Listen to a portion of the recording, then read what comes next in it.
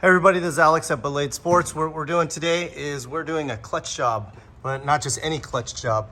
What we're doing is our new twin disc clutch job. On goes the flywheel first, and once we get this bolted in, then we can show you how we bolt on the twin disc pressure plate and clutch.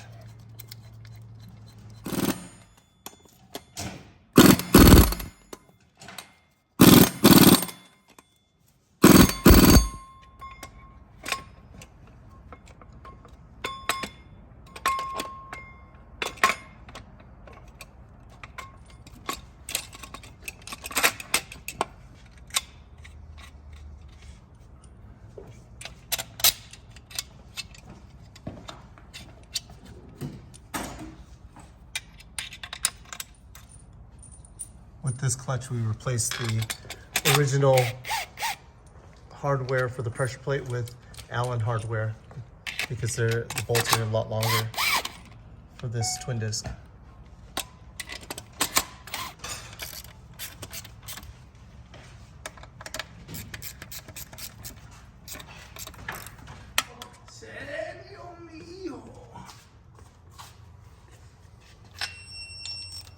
How many pounds? I just didn't do this at 20.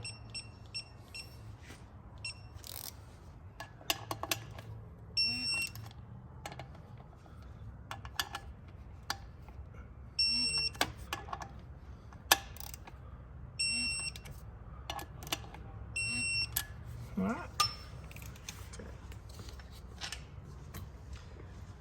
So as you can see, our twin disc is on a stock type of flywheel. This is our Ballade Sports 10-pound flywheel, but any stock OEM flywheel will work. And then the stock OEM hard throw bearing.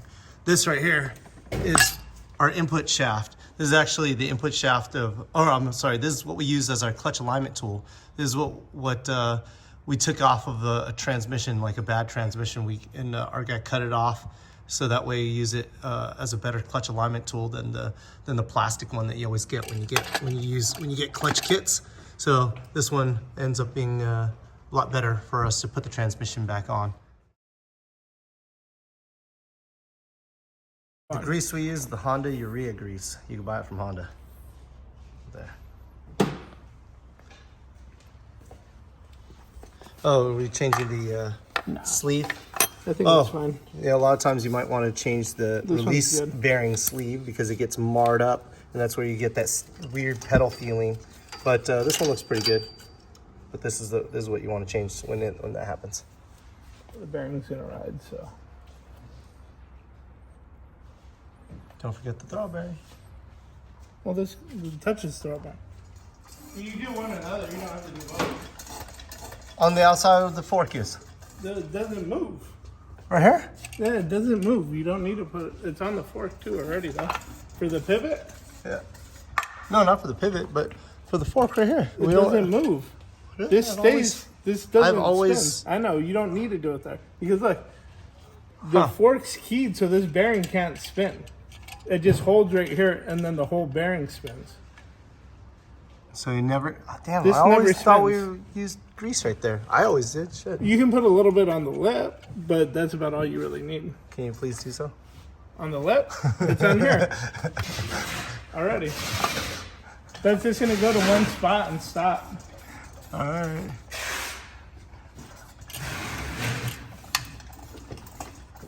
Hopefully that's gonna be debated on this video like forever now. But yeah, I can already hear people in the comments. That's fucking dumb.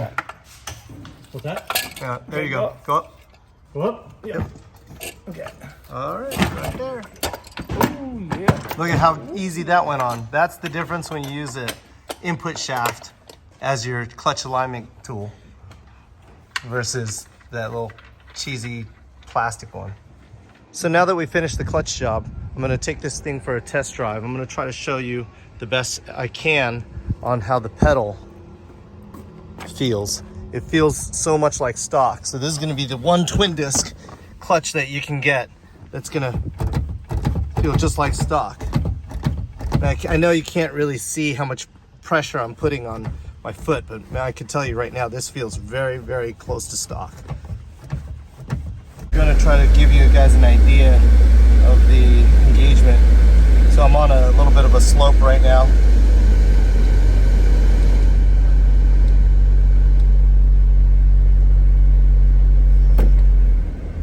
So, oh, there you go. So once it does engage, it engages a little bit, it's a little bit more grabby than stock, obviously. So you got to get used to it a little bit.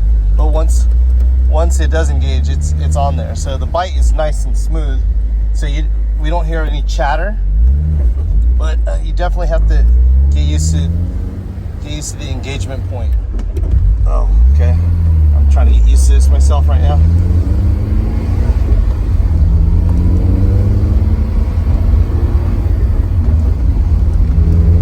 Once you're moving, you're all good. But for being a twin disc, the pedal pressure is not heavy. See, it's just like stock. Doesn't grab like close to the floor, but it does. Once it does grab, you do have to ride the clutch a little bit to kind of, because it's gonna want to grab a little bit stronger than what you're normally used to if you're coming from stock. Yeah, I ride the clutch a little bit to make a little smooth transition, but it doesn't chatter like a hyper single, like a 6-puck clutch or 4-puck clutch. It definitely doesn't chatter and shake the whole car. So that's pretty much it.